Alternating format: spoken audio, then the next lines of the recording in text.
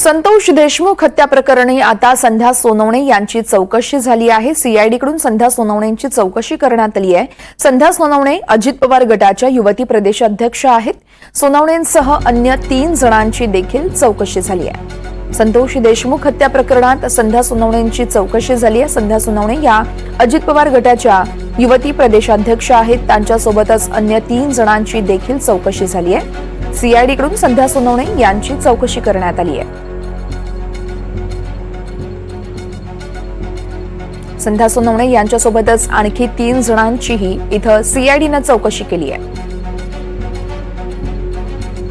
राष्ट्रवादीची पदाधिकारी असल्या कारणाने आपल्याला सगळ्यांना माहिती आहे की काल परवा पण इथल्या जिल्हाध्यक्षांची चौकशी करण्यात आलेली आहे।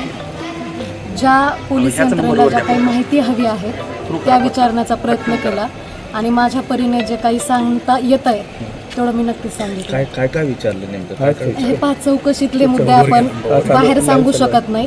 ह्या सगळ्या काय म्हणू शकतो आपण, ह्या सगळ्या कॉन्फिडेन्शियल गोष्टी आहेत।